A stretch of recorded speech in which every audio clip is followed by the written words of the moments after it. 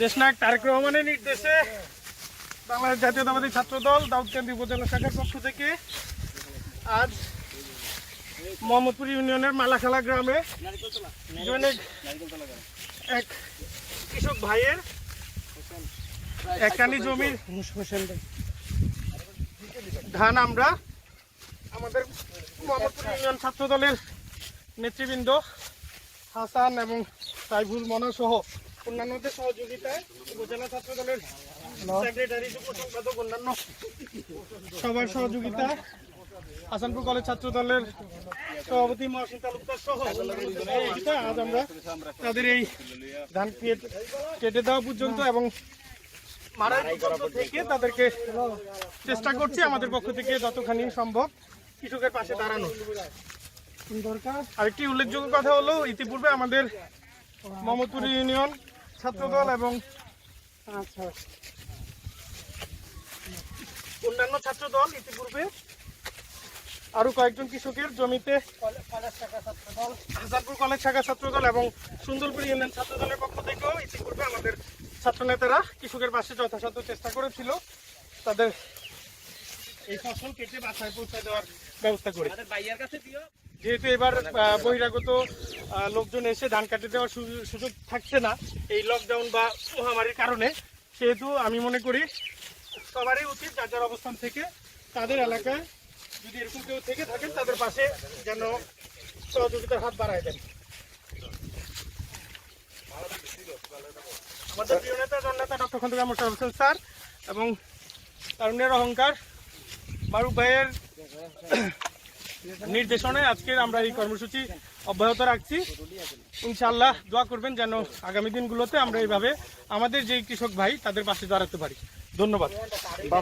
তুমি কিছু বলবো না, এখন কাজের সমস্যা হবে পরে। মহাসিন ভাই কিছু বলবেন?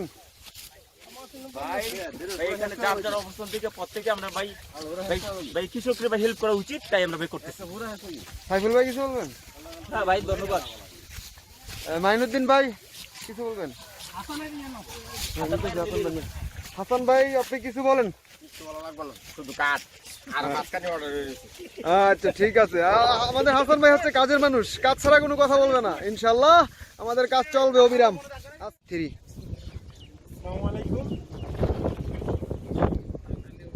দাউদকান্দি উপজেলা ছাত্রদলের নেতা কর্মীরা আমাদের এই ধানগুলা লয়ে দিয়ে গেছে, কেটে দিয়ে গেছে, অত লয়েও দিয়ে গেছে। তা আমরা যেই অবস্থায় ছিলাম ওরা যদি আমার পাশে না খারিত তা আমার অবস্থা খুব ভয়াবহ ছিল। তো তাদেরকে আমরা খুব ধন্যবাদ দিলাম। আপনাকেও ধন্যবাদ ভাই। ইনশাল্লাহ এরপরে দরকার হলে আমাদেরকে পাশে পাবেন। আমাদের ছাত্রদলের ইউনিয়নের ভাইরা আছে, তারাও আপনাদের পাশে থাকবে ইনশাল্লাহ ভাই। আর আপনাদেরকে বলবো, একটা পরামর্শ দিব, সেটা হলো নিজেরা নিরাপদ থাকবেন। ক্ষেত খামার থেকে বাসায় গিয়ে একবারে পরিষ্কার হয়ে সাবান টাবান দিয়ে শরীর ধুয়ে তারপরে বাসায় ঢুকবেন, যেন আপনাদের পরিবারের সবাই সেফ থাকে। তো ইনশাল্লাহ আমরা আমাদের এই মারাইয়ের কাজ পরবর্তীতে শেষ করব। ধন্যবাদ। ধন্যবাদ সবাই।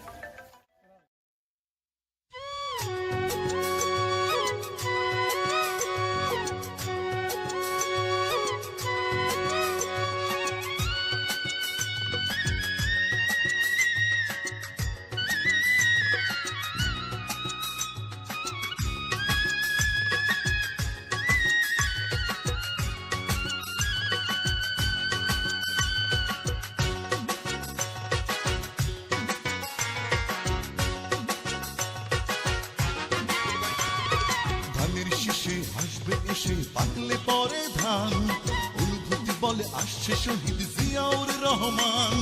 ধানের শীষে হাসবে এসে পাকলে পরে ধান, অনুভূতি বলে আসছে শহীদ জিয়াউর রহমান। পাকলে পরে ধান সজাগ রেখো কান, পাকলে পরে ধান সজাগ রেখো কান। ধানের শীষে আওয়াজ ওঠে জিয়াউর রহমান। পাকলে পরে ধান আসবে মহাপ্রাণ, পাকলে পরে ধান আসবে মহাপ্রাণ।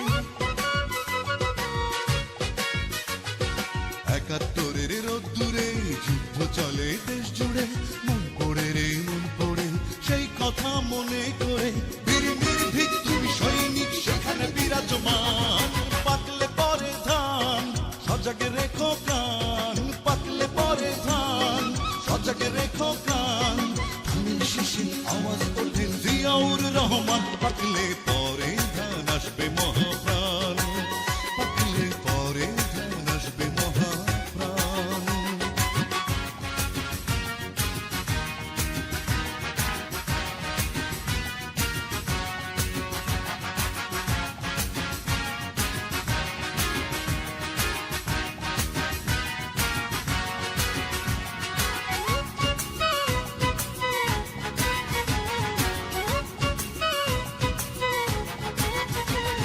সেই আকাশ আছে সেই মাটি নেই শুধু সেই ন্যায় নীতি মন পড়ে রে মন পড়ে সেই কথা মনে করে সেই আকাশ আছে সেই মাটি নেই শুধু সেই ন্যায় নীতি মন পড়ে রে মন পড়ে সেই কথা মনে করে সব ঘটে ছিল